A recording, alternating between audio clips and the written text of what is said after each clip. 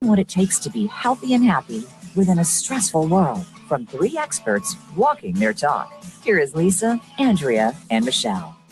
Well, hello there and welcome to Healthy View Radio. My name is Michelle Fennighaus and I'm here with my very beautiful and very talented co-hosts. Yes, Andrea very German. Beautiful. We agree. We are all in agreement about that.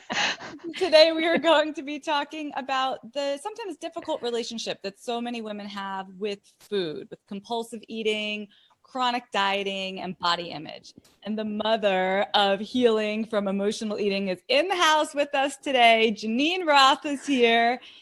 Before we talk to her, I'm really excited about this. Before we do move on, I need to thank our sponsor, Giovanni Cosmetics, and encourage all of our listeners to try their natural, eco-chic hair care products by visiting giovannicosmetics.com/HVR, where you can score a $2 coupon. Woo, $2. Yeah, you just walk yourself over to Whole Foods and try it out. You can get hair like me and Andrea. And Lisa, but hers is all pulled back today, so we can't even see.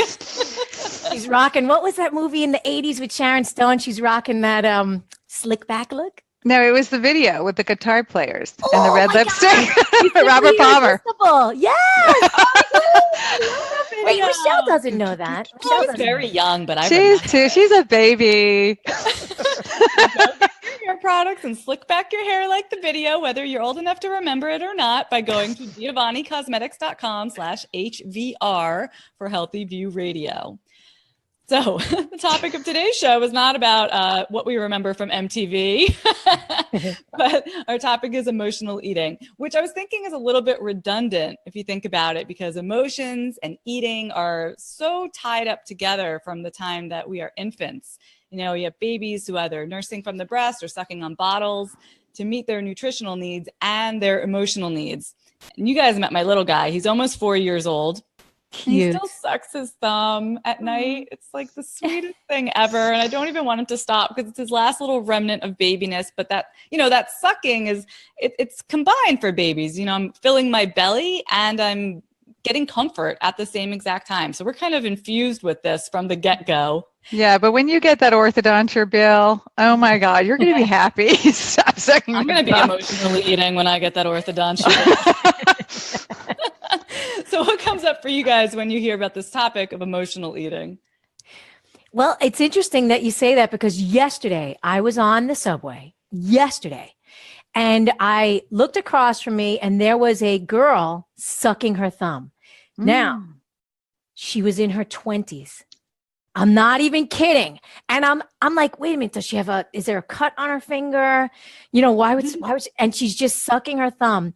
And she was sitting with her, it must have been her father. I don't know. But I thought it was so bizarre that I'm looking at a woman in her 20s who's like sucking her thumb. I didn't even know. What do you do? I was in shock. I've never seen anything like that. So did you ask her? No, are you kidding me? I didn't want to get stabbed in the eyeball. I would have asked.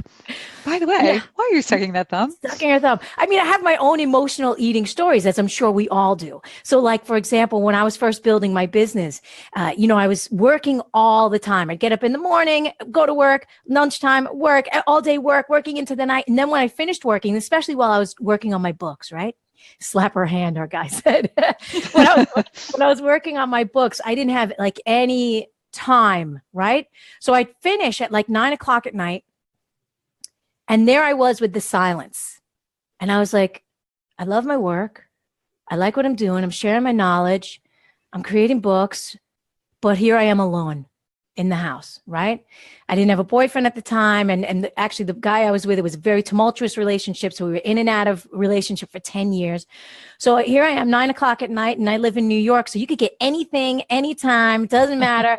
So my go-to comfort eating food was chocolate covered almonds. I would go out to the store at 9:00 at night. I'd get a big bag, chocolate covered almonds, and I would sit and I would eat them. And I couldn't get it delivered? Yeah, I mean, I could have, but you know, walking down the 6 flights of stairs would make it okay to eat an entire bag of chocolate-covered almonds by myself, which was like 12 servings. Right? But it was clear to me, even when I was doing it, that it was just loneliness. Right? I was satisfied with my work, but there was this loneliness that I wanted a partner at the time, and I didn't have it. So chocolate, people give chocolate on Valentine's Day, right? It's that, love medicine. So I used to eat so many chocolate covered almonds. It was ridiculous.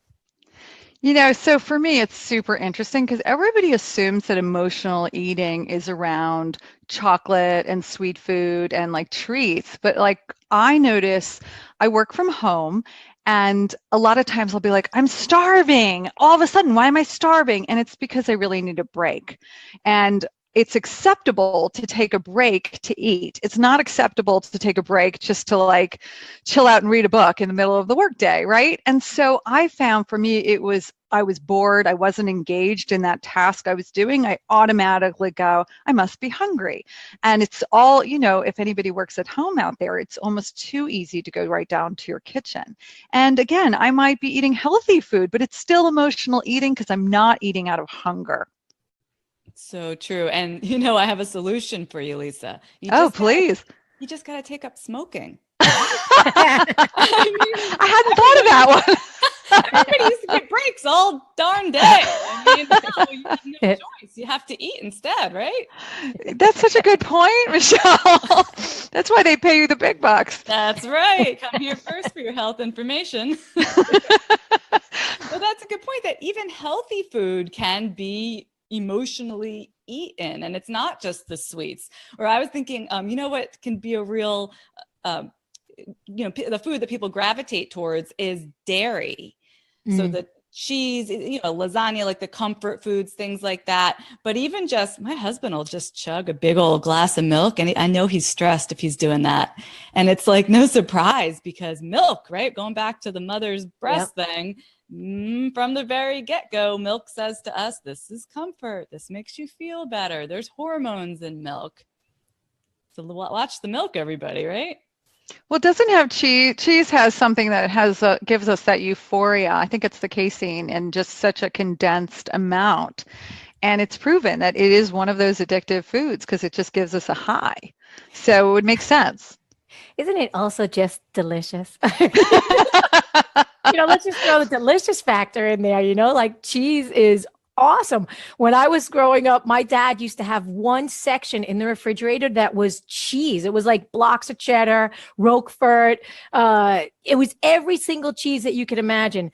And that he could just go and have one slice and just walk away. But when I was starving myself as a teenager, right, when I was bulimic, and I couldn't even have a little piece of cheese because it would trigger for me that need to eat the entire block. And then, of course, I would either throw it up or poop it out, unnaturally. Thank you, X-Lax. I know they're not a sponsor, but boy, did that help. Oh, man.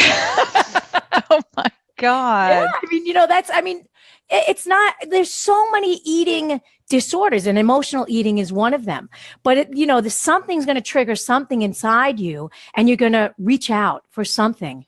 And how do you get rid of those triggers, or how do you stop those triggers? I think that's why we have Geneen Roth on today. She's going to cover a lot of that stuff for us. But I don't emotionally eat anymore. Like even if I'm having the most stressful day, I don't emotionally eat. So things can change. You never just say, oh, all right, I'm feeling stressed. I'm going to go ahead and have that brownie or whatever it is. But you never just let yourself go ahead and do it. Well, brownies don't actually make me feel good. Right. So if it doesn't make me feel good, I don't eat it. So like, even remember, I guess it was like 3 or 4 weeks ago when I talked to you guys and I said, hey, I was drinking all this stuff. And then I went out and got a pizza because the pizza actually made me feel good because I had all that alcohol on an empty stomach and I needed something to really soak that up and just bring me down to earth. But like, if I would have had a brownie when I was doing the drinking, like any kind of emotional, I think I would have threw up all over the place. Yeah, I definitely still emotionally eat, but again, it's more the boredom thing, and it's not really bad food. Like, I don't think a brownie is going to make me feel better. I feel like I probably eat too much of a good food, or like, hitting that almond butter or something like that. That's a downfall for me. And definitely probably eat more than what I'm hungry for. But I don't go to the crappy stuff. I know that's just going to make me feel worse. Yeah, well, you live and you learn, right? Right. But I That's the gotta say, truth. sometimes you were talking about working from home, and don't I know it? Either it's loneliness because I got the husband, I got the kids. I'm often not lonely in the evenings, but sometimes during the day, you wish you had someone to turn over here and talk to. That's why I love getting on the line with you guys and doing this show. It's good to have Ah, coworkers. yes, coworkers and Yeah. all of our fans that come and support you and talk to you. That's right. Yeah, no, You're not it's alone. We love you not guys. alone. But when it is time to sit down and let's say reconcile my QuickBooks, Mhm. Oh, Lord have mercy. I don't want any Mhm. part of that. And that's suddenly when I'm like, oh, I know, I need chocolate. Or I know, I need that bag of almonds out of the pantry. That's boredom will definitely get me every time. And sometimes I just say to myself, well, you know what? I need to get this done. And it needs to get done now. And if it takes me having a hand in a bag of munchies to get it done, well, so be it. I am fully aware of why I'm doing this and I'm making the executive decision. That And is that funny. That is funny, but it's also a really good point because when you make the decision, you don't beat yourself up after. And Right. that's the bad thing is when we eat something, we start beating ourselves up. Like it's okay to eat food. It's okay to not be perfect, but it's not okay to beat yourself up about it because it's food. And it's like just get over it and move on already. And that's the piece that I think is so detrimental about emotional eating. It's that after effect. The self-abuse, because then you Yeah. eat the thing, you feel awful about it, you beat yourself up about it, and because you're beating yourself up about it, now you need more comfort food. It's an endless cycle. And Yeah. Michelle, outsource. Okay.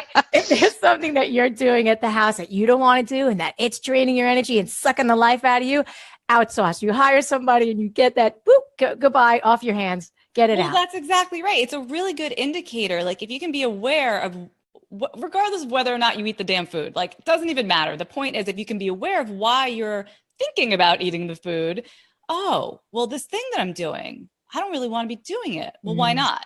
And is it Because because it sucks and I hate it. It's boring. yeah.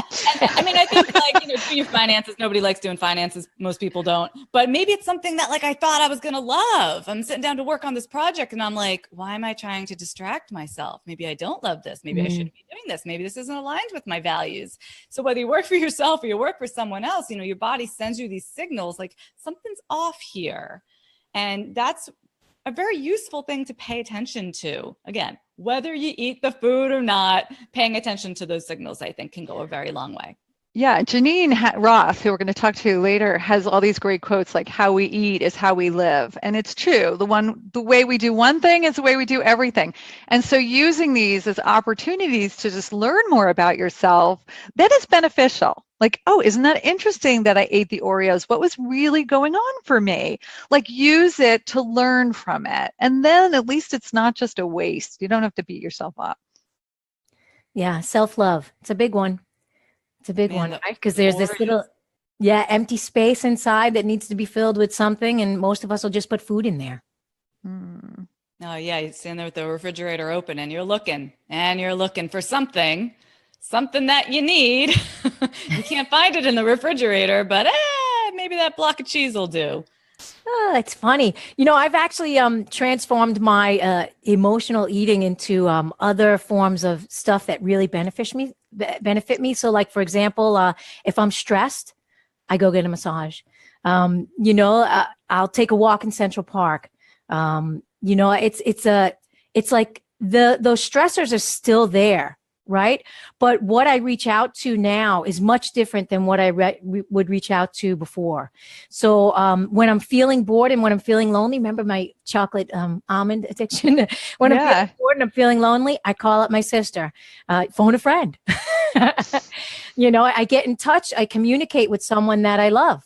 And it really helps. It fills that space, that little empty space that says, hey, there's other human beings in the world here. Go connect with them. Yeah, pay attention to me. I need something, right? That's what your body's saying. I need something. Yeah. But what is it? That's the question. And great, because you said your body needs something, but it's not necessarily the physical body. It's the emotional body or the spiritual body or the energetic body. So like what you said before, Michelle, once you become aware of something, then you go, oh yeah, this is why I'm eating this. What do I need to do to support whatever it is? My emotional body, my physical body, my spiritual body, my energetic body. You know what? I wrote a whole book about this. It's called Busy, Stressed, and Food Obsessed. I mean, this was what the whole book is about, how we're so busy and stressed that we're not tuned into what we're really hungry for. And so we're using food to fill the voids in our life. And I think Andrea's idea of a massage is a way better way to fill that void. And even maybe calling the friend, all that, it's true. It's figuring out what's going to fill those voids in your life. Well, I can't wait to talk more about this with Geneen, but right now it is time for a new segment of our show, the Meet Your Meat Q&A, brought to you by ButcherBox. ButcherBox delivers thoughtfully sourced meat directly to your door. Go to butcherbox.com/HVR, and if you use that link, you'll save $20 and get free bacon. Woo! So here's a question that comes up when we talk about sourcing quality meat products. How does organic beef compare to grass-fed beef? Like, what do all these labels mean? So ButcherBox references the USDA website, which says, for organic meat, regulations require that animals are raised in living conditions accommodating their natural behaviors, like the ability to graze on pasture. They're fed 100% organic feed and forage and not administered antibiotics or hormones. So that sounds pretty good, but it's problematic because it could mean for cows that the USDA allows feed that's labeled organic, but it's not necessarily grass. It could be corn, it could be soy, neither of which are part of a cow's natural diet. So while organic is good, it's not the whole story, and grass-fed and finished beef is arguably preferable. And ButcherBox has lots of grass-fed and finished beef ready to deliver to your door. So give it a try, plus save $20 and get free bacon on your first order at butcherbox.com/HVR. Now let me ask you a question, Michelle. Are they eating the grass or are they smoking the grass? Grass-fed, finished, and smoked. Got a lot of smoking theme going today. All right, you crazy people. When we get back from we are going to be talking more about emotional eating with Geneen Roth. So let me tell you a little bit more about her. I'm sure most of our listeners are familiar, but if not, over the past 30 years, Geneen has worked with hundreds of thousands of people to help them transform difficult relationships with food. Her pioneering approach outlines the link between compulsive eating and perpetual dieting, with deeply personal and spiritual issues that go far beyond food, weight, and body image. She believes that we eat the way we live and that our relationship to food, money, and love is a reflection of our deepest held beliefs about ourselves and the amount of joy, abundance, pain, scarcity we believe we have or are allowed to have in our lives. And Geneen has appeared on many national television shows, including The Oprah Show, 2020, The Today Show, and oh my God, now she's on Healthy View Radio with us, so she's so excited. The best show. Yeah, no kidding. She's the author of 9 books, including the #1 New York Times bestseller, Women, Food, and God. And she's got an upcoming book, This Messy, Magnificent Life, which will be released on March 6th. And we will be back with Geneen after this short break. All clear. Thank you. Got about a minute. I don't know. Pass her in. Facebook, we know we are still broadcasting. Thanks for being Hello, here with us. Geneen, you there? Yeah, I'm here. Welcome, Geneen. Say hi to our Thank Facebook you. viewers. We're on break, but Facebook can hear us and see us right now. Great. It's like Big Brother is watching. Oh, Laughing. I loved that line about, are the cows eating it or smoking it? I was just standing here laughing out loud. these are the it's questions. good. These are the questions we need answered. That's right. These are the real health issues Yeah, facing our I times. know that. Yeah. 30 seconds. Okay.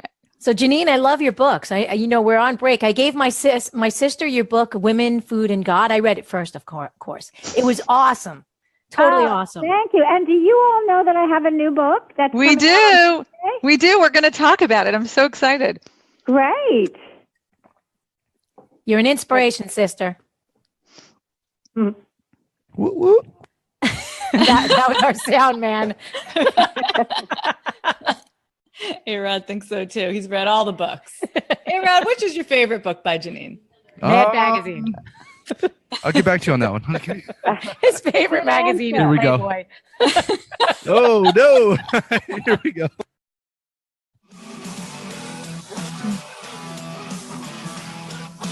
You're listening to Andrea Beeman, Lisa Lutan, and Michelle Fennighaus with Healthy View Radio. Do you have a question or comment for the show?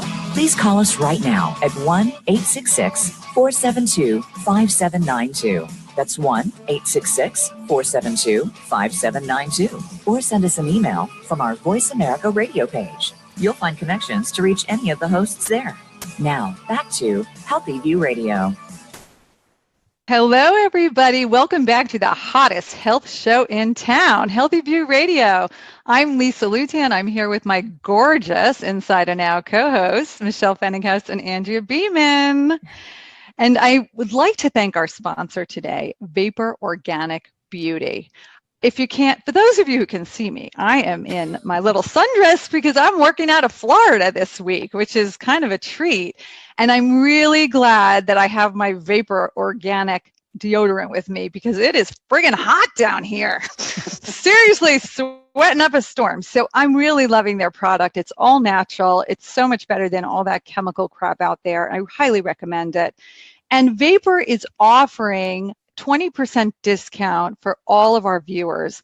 Just go to vaporbeauty.com, that's VAPOUR, and use the code HVR to get your discount. Well, I am beyond excited for our guest today. Geneen Roth's pioneering books were among the first to link compulsive eating and perpetual dieting with deeply personal and spiritual issues that go far beyond food, weight, and body image. She's one of my personal health and wellness heroes. And I had the opportunity to attend one of her workshops at Kripalu a few years ago, and it was outstanding. So if you ever have a chance to do that, I highly, highly recommend it. Geneen believes that we eat the way we live and that our relationship to food, money, and love is an exact reflection of our deepest held beliefs about ourselves and the amount of joy, abundance, pain, and scarcity that we believe we have or are allowed to have in our lives. Geneen, welcome to our show. Thank you. What a pleasure to be here with you. Well, we are super excited. And Geneen, we start every guest with a couple of personal questions just to get you warmed up. And the first is, what did you have for breakfast today? I had my favorite morning drink, which is called a Divine Chai Matcha Latte. And it has matcha, green tea powder, hemp, cardamom, cinnamon, collagen powder, of course, the tea, dates, macadamia nuts, like that. Yum! Sounds divine. Yes, it does. Yum is right. Geneen, what is your guilty pleasure? My guilty pleasure. I would say my guilty pleasure is not exactly binge watching TV series because I can't really see more than 1.5 at a time, but sort of saving them up and watching them like that at night. That's the time that I watch television. And what are you watching right now? British detective series. Ooh, I get that. So Geneen, a little birdie told us that you have a new book coming out next week called The Messy, Magnificent Life, and we are so excited to get our hands on it. Can you give us a little sneak peek about what to expect? Yeah. I started writing it because I realized that I had healed my relationship with food, but that there was a level that wasn't actually healed in me. I thought that was going to handle this low-level anxiety that I felt, this sort of what I call the trance of discontent, without even realizing it, that there was a background of discontent and negativity through which I kept looking at everything, my work, my body, my relationships, sort of everything. And and everyday challenges. And so I wrote it to see if I could use the same practices that I had used to heal my relationship with food in the midst of every day, like with issues of sleeplessness, or the first chapter starts when we're having to evacuate our house because of a fire. I talk about losing all of our money in a Ponzi scandal in 2008, and how to deal with fear and terror and things like that, how to deal with what I call the crazy aunt in the attic, who is the one who mercilessly blares on all day long about what we should have done, that we didn't do, what we could do, that we didn't, that whole thing, how to get it right. And no matter how many times we've tried, we can't get it. Disengaging from that one, owning our bodies, reclaiming the space that we've been given with our bodies. Because I realized, and my students realized, that we felt like our bodies, even though we were healing our relationship with food, somehow that our bodies, I know this is going to sound odd, didn't belong to us. And so this is all about standing in your own two shoes, and about disengaging from the crazy aunt, and about getting in touch with the basic underlying goodness of every day that we disregard because we're always focused on what is wrong, not what isn't. So I think many of us have this crazy aunt in the attic. I call her our inner critic bitch. And I'm wondering, how do we deal with it? What tips do you have for our listeners to deal with that crazy aunt? Well, a couple of things. I have always worked on the belief, and therefore for me, it's been the direct experience that once you name something, once you're onto it, then it changes. Or what I say, seeing is freeing. So most of us don't realize, for instance, at the start of every workshop, I ask people within the first half an hour, write down 10 criticisms you've made about yourself in the last half an hour, and write it in the third person. So you should have worn different socks. You should have said this. You shouldn't have come here. So most of them in the first half an hour have 50, not just 10. This is just a half an hour, and they've got 50 criticisms that this crazy aunt is blaring at them. The second they start writing them down, something shifts, because most of the time we're so merged with it and so identified with it that we actually can't tell the difference between the crazy aunt in the attic and us.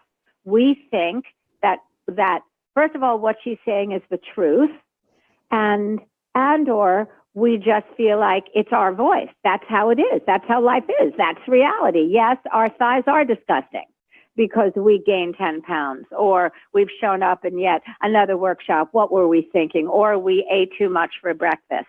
So the first step is to name it. And you name it by writing it down and writing the attacks, and that's what they are, that she levels at you in the third person. One person stood up and, what her crazy aunt was telling her was, I can't. And I ask people to talk in the voice that they talk to themselves in. And most people don't realize this. I can't say this enough, that we don't realize how much we are in the thrall of and under the thumb of this crazy aunt until we name it and write it down. So this person stood up and said in the voice that the aunt speaks to her, I can't believe you did not wash your hair this day.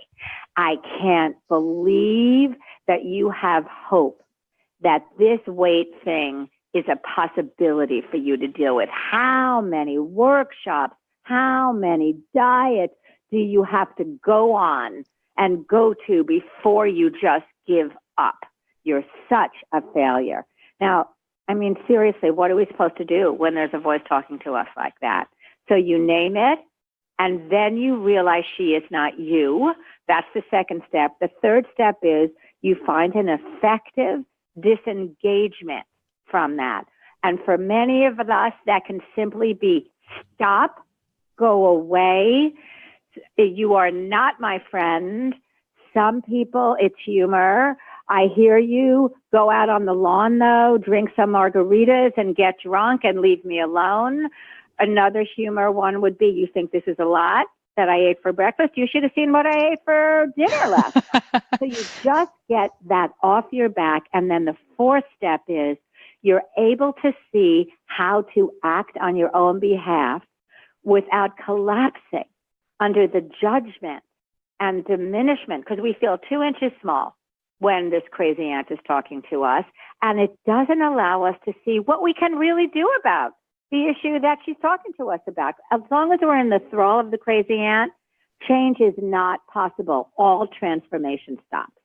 But then you can say, okay, well, it's true. I have been using food in the last week. What's been going on? You can actually ask yourself without judgment, because anybody knows that when there's forced deprivation, fear, judgment, or shame, when there's a voice of that, no change is possible.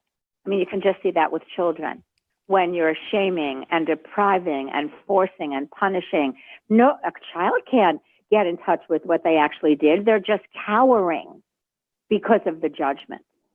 Geneen, do you so think then you find out, what can I do differently? What's been going on? But you do it with kindness, with fierce kindness, I call it, and with curiosity and with acceptance. And that changes everything. Geneen, do you think that men have the same ants in the attic, or do they have an uncle, or do you think it's different from men to women? Could you say that a little louder? I can't hear you. Oh, I'm sorry. I'm just asking, do you think that there's a difference between men and women? Do we all have the same ants in the attic? Well, two things I have to say about that. One is it's a developmental necessity. By the time we're 4 years old, it's in place. The other, name for it, of course, is the superego, the inner critic, the inner parent, the inner judge, whatever. It's a sort of developmental necessity. Everybody's got one. That voice is a stand-in and internalization of our parents, so that, we don't stick our hands in the fire. We don't go running across the street in traffic. We don't throw food on the walls when we've been invited to somebody else's house. I mean, we need something to keep our sort of, I would say, animal instincts that can run wild in check, but then it becomes maladaptive. So everybody's got one, men and women alike. They all have one. What I notice, and I'll bring it back home with my husband and me, for instance, his is barely noticeable. I've hardly ever seen him under attack from the crazy aunt in the attic. So I don't know if I would generalize that to men and women. I would generalize that about men and food issues, that for most men, their food issues are more like, oh, I gained 10 pounds, I gained 20 pounds, I gained 50 pounds. Oh, well, I still look pretty good, but I'd like to take that off. Men don't actually define their self-worth by the size of their bodies. And so their crazy aunts or uncles are not terribly active there. They might be more active in work. They might be more active in other areas in competition, but with food, not so much. And then I would say it also depends on your environment, on your nervous system. If you're hypervigilant, if you're like, I am a hypervigilant, I always say, give me lemonade and I'll turn it back into lemons. And so I have a pull to negativity and a pull. That's why I wrote this book, to break that trance of negativity, because I started realizing that I was seeing everything through that, even the best possible things. And so for me, it's become really important to disengage from the crazy aunt in the attic, because she hops on the train of the trance of negativity and just exacerbates and amplifies and makes everything worse. So do you think if we start looking at everything through the lens of the crazy aunt, that is our portal to healing all these areas in our life? Portal. And when that portal is useful, it's not always, that's not always happening. When we feel sad or lonely, the crazy aunt isn't necessarily in the room. That is definitely one step. Is the way you can tell you're under attack by the crazy aunt is you suddenly feel small, paralyzed, collapsed, dumb, like a failure, worthless. You're just going along fine in your life, and boom, you cut off at your knees. And that's usually an indication of the crazy ant. What I would say, the other couple of things are as portals. So that's one portal when it's operative. The other one is to every day just climb out of your mind and back into your body. And, you know, whenever I talk about this in workshops and retreats, people roll their eyes. Oh my God, they're so bored. They say to me, oh, but my mind is the most interesting part of me. I don't like my body. That's why I'm here. I came because I need to lose 10 pounds. I don't want to come back in my body. The truth is, you know, that old line of James Joyce's, Mr. Duffy lived a short distance from his body. Unless you're in your body, and it's not so hard really, you just feel your feet on the floor, you feel your back, you breathe, you take one sort of conscious breath all the way through. You just arrive here so that you don't feel like a ghost going through your lives, sort of like the airport of your lives, you know, where everything looks exactly the same. You come into your body, and it's your body is the place where it tells you, I'm hungry, I'm full, I want this, I don't want to actually be with that person now. So you use your body as an internal GPS system. That's another portal, is your body just showing up, using your eyes to see and your ears to listen, the bird sounds, smelling the air, you know, just the immediate things. That breaks the trance too, because that brings you out of the stories you're telling your mind, in your mind, back into this present moment. And another portal is... Geneen, I'm going to cut you right there because I want to make sure everybody knows where to find your new book. Yeah, great. Thank you so much. Well, it's called This Messy, Magnificent Life, and you can go to my website, JeneenRoth.com. You'll see it right there immediately, and how to pre-order it right now, this instant. And actually, if you do pre-order it, I'm giving a bonus class, a master class called Women, Weight, and Power, Releasing the Energy of Obsession. So you'll find all that information on my website. You'll certainly find out much more about the book on my website, JeneenRoth.com, or you can just go to Amazon or Indie Books or Barnes & Noble and order the book right away. Well, I'm going to be running out because I can't wait to read it. I love all your books, and you have been such an inspiration for me and the work I do. So thank you, Geneen. Oh, thank you for having me. Thank you so much for having me. We hope you have a beautiful day. And you, all of you. Thank you. Thanks. Take care. Well, that's always such a treat getting to interview one of your heroes. So I'm smiling here. When we get back after break, we are going to be talking to Jacqui Craig, who's going to teach us how to feel good in our own skin. So please stay tuned, and we will be back shortly. All clear. Thank you. And we have Jacqui on hold. Yep, you got about a minute. Hold on, let me get her in. Okay. Hi, Facebook. We know you're there. Jacqui, there? Jacqui? Yep. How are you going? Hi, Jacqui. You're not on the air yet. Oh, good. We're actually on Facebook Live. We'll be coming back in about 30 seconds.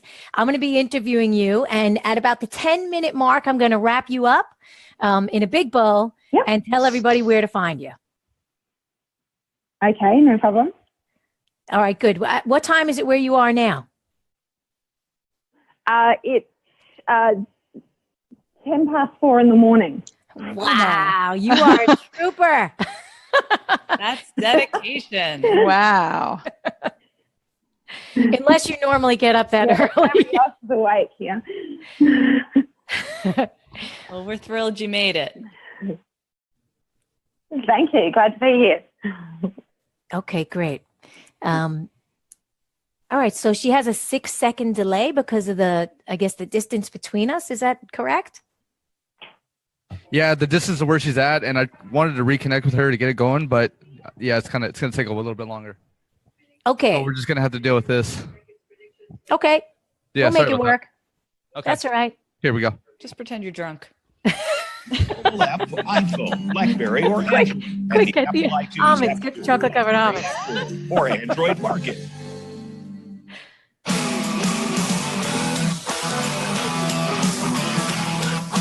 You're listening to Andrea Beeman, Lisa Lutan, and Michelle Fennighaus with Healthy View Radio. Do you have a question or comment for the show?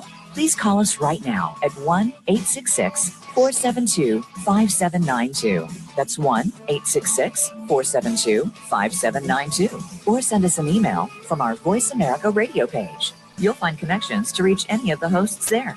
Now, back to Healthy View Radio. Welcome back to the most fabulous show to hit the airwaves since the Honeymooners, first broadcasted in 1955. Yeah, that's right. I said it. We've been talking about emotional eating today. And Ralph Cramden was an emotional eater as well. If he came home from work and Alice didn't have dinner on the table, boy, there was trouble in that house. He would bang Zoom her right to the moon. But I digress. In this section of the show, we want to introduce you to new and exciting up-and-coming talent in the health and wellness field. And we have Jacqui Craig with us today. She struggled with weight, eating choices, and fitness regimes since she was a teenager. She's now a health coach and believes that a holistic approach takes more than just the food we eat for wellness to occur. Jacqui believes that true wellness comes from being well in all areas of our lives: relationships, work, spirituality, exercise, food, and more. Her number one goal is to help people feel good within their own skin, to know that their bioindividual needs will be heard and that they are good enough just as they are. And we were just talking about that. So welcome to the show, Jacqui. We're excited to have you. Thank you for having me. It's exciting to be here. Yeah, great. And I know it's really early for you. It's you're in overseas, so it's 10 after 4 in the morning. So thanks for getting up early before the chickens get up to hang with us today. We're talking about before the chickens, so nobody else in the house is awake apart from the dog. That's only because she wants snacks. And yeah, it's refreshing to be up so early, but I'm quite excited to be here. Oh, good. Today, we're talking about emotional eating and how that impacts our lives. Can you share with us your thoughts on emotional eating and whether or not you've experienced this in your own life or with your clients? Emotional eating, not so much myself, but definitely with clients and even with my partner to a certain extent. So, I've been, I've sort of seen him just, in the background, just whenever he has highs and lows, obviously particularly the lows, he'll just head, straight for something that, is going to give him that, short-term, good feelings. So, yeah, as soon as he has a bad day or a bit stressed or anything like that, he'll go, for just, mainly just pure junk. We don't have a lot of it in the house, anymore, but it was always, just beeline straight for that stuff. So it's and it was quite worrying for me because I could just, see it every time, but he has worked through, a bit of that. And with clients, the same, they have that, sort of a bit of a, something bad happen or, something that they perceive to be bad that's happening. And then just go for that stuff or just, even if it's not eating bad, just eating, uncontrollably. So. Yeah, that's true. It happens all the time. And you see it in your partner, and I see it in my partner as well. I'm sure we see it in people around us. So can you tell our audience how you got started on your path to helping other people feel more comfortable in their own skin? Okay, so mine was not, yes, there's been, things that I've struggled with in my own life to get a hold of, but it was nothing, super bad. It wasn't like a chronic illness or, anything like that as such. It was just, me wanting to feel healthier, feel more well. I had started to look at what I was eating and be quite in tune with what I wanted fitness-wise. But it was joining another sort of health-driven company that I was listening to a lot of the background in why they started doing what they were doing, and it got me thinking about what I wanted for myself. And initially, I thought it was to be a nutritionist, and it wasn't until somebody in the same company I was speaking that they said to me about studies they had done with a particular institute, and it really resonated with me, and it was something that I felt more aligned with. So that started me thinking, and that was sort of not very long before that conversation with this person, and we started studying in that way. It all happened. It was really quite fast. It was only just a matter of weeks between that conversation and me joining and my first module and session. So it all sort of turned around quite quickly, and I now sort of believe that my calling to that company in the first place was more so that I could go down this path. So it's the last year or so has been fantastic and good, and I've learnt so much, and sometimes I wonder that I can keep it all in my brain, but it's been a fantastic time, and to start coaching clients and to just to see how you can impact on them has just been a beautiful experience. So I'm forever grateful of joining this company in the first place and heading this way. Oh, that's great. So how do you help people find their own bio-individual needs? Because everybody's different, right? So how do you do it? Well, everybody is different, and obviously what helps one person is not necessarily good for the next, but it's more about the trial and error, I guess, and listening to the person, and just dissecting, I guess, what's going on, and whether it's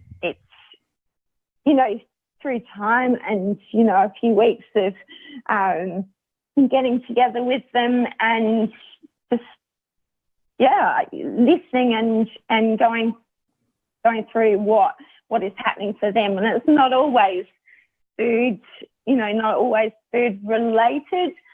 Sometimes it can be other things that are happening in their life. So it is just a matter of going down what's going on for them and suggesting little things to try. And I've found a lot of a bit of success with the self-nurturing stress management side in people that a lot of time we don't take enough time for ourselves to spend a bit of that quality time just to regenerate our needs. And that's great. Actually, that has worked for a few people. Yeah, that's great. Actually, speaking of regeneration, I know that you have a regeneration retreat coming up in May. And so where can people find out more about you and your work, Jacqui? Okay, so I have a Facebook site, Wellness Lifestyle with Jacqui, and also my own website, wellnesslifestylewithjacqui.com. Oh, that's fantastic. Well, I want to thank you so much for sharing your work with us today. And I hope you get back to bed and don't worry about anything. Just get right under the covers and catch up on some good quality sleep. Thank you. Yeah, I'm sure I will do. And if not, I will do something else. Okay, well, thanks again for coming on. Excellent. Thank you for having me. You're welcome. Okay, bye-bye. Okay. Bye. Okay, so Michelle and Lisa, my two fabulous, gorgeous, beautiful co-hosts, right? We've been throwing around the beautiful, gorgeous all day long. What are your thoughts about emotional eating? Any good takeaways? Anything that you want to share that maybe you learned, or that, oh, I see a little hand go up from the girl named Lisa. I've been thinking about this ant in the attic, our inner critic. And one thing that I've really found personally is that the food that I eat impacts my thoughts. And so when I notice that I'm eating not as well as usual, the inner critic is stronger and louder than when I'm eating other foods. And so it's kind of fun to start observing that connection for yourself, because I don't think people ever realize that the foods can actually impact the thoughts that we're thinking. Oh, that is a really great connection right there. I would agree. I think the ant may always be in the attic, but the food that we eat might unlock the door or amplify what she's saying. Because I agree with you. When I'm feeling down, I'm feeling grouchy, irritable, or like I've got that nagging voice in my head, more often than not, I have to stop and think, well, when was the last time you went to yoga class, Michelle? Or, oh, did you finish off that birthday cake from the party last weekend? Or, maybe there's some other variables that you can control. We can't always control the voice in our heads, but we can control the way that we feed ourselves, how much sleep we're getting at night, how much water we're drinking, just the basics. And I think that has a lot to do with keeping the ant kind of locked away up there, or letting her go play in the backyard and leave you alone. Or saying, hey, come have a cup of tea with me and tell me, like, what are you here to tell me? I hear you, you're there, and I know you want to teach me something. What is it? When I guess it was about 18 years ago or something, I started taking up meditation, and that ant was there very strongly, screaming at me, yelling at me all the time. And I read a great book by Jack Kornfield called A Path with Heart. And he had this meditation in there that was literally seeing yourself as a little tiny person and opening up a pathway in your heart and putting yourself into your heart. And when I did that meditation, first of all, I literally couldn't stop crying, right? Because when you get to that space of self-love, the critic goes away, or at least the critical voice goes much less.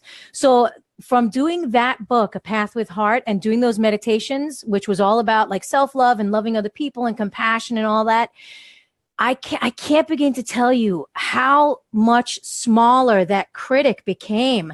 The more I began to really look at myself and have compassion for myself and love for myself. And I'm going to tell you, I cried for a year doing those meditations, an entire year. Go ahead, Michelle.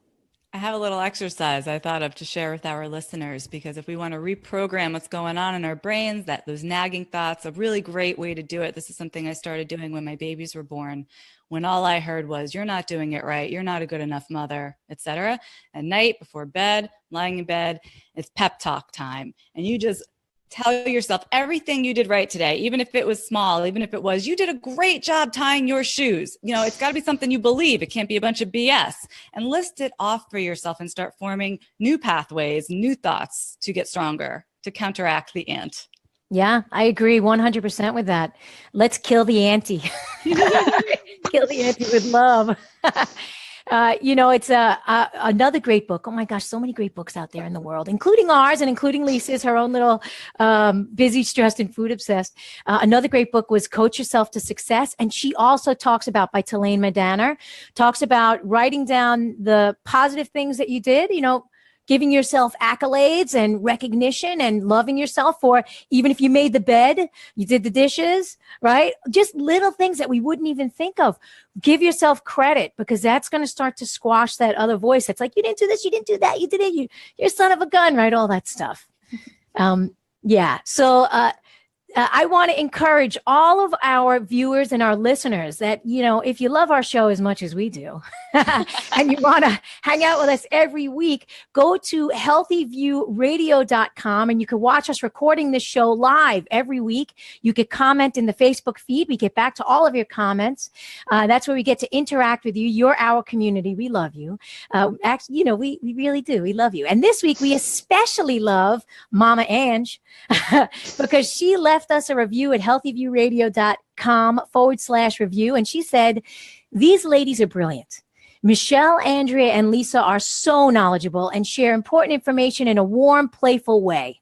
I love the laughter mixed in with the facts. They are doing great work. You'll be glad you're listening and learning from them. And that was from Mama Ange. So please, yeah, I know. Don't you just love that? Oh my gosh, we love it. We're not going to get off the phone and eat craziness. So I want to encourage everybody to go to healthyviewradio.com/review. Leave us a review. Check us out on iTunes. I don't know what the iTunes address is. Anybody know it? Healthy View Radio. That's it? If you search If they search Healthy View Radio on iTunes, they will find us. You see how quick that was? I just sourced that out. So thanks for everybody for joining us today, and we will see you next week live, and we're looking forward to it. Okay, bye everybody. Bye. All clear. Cool beans. Cool.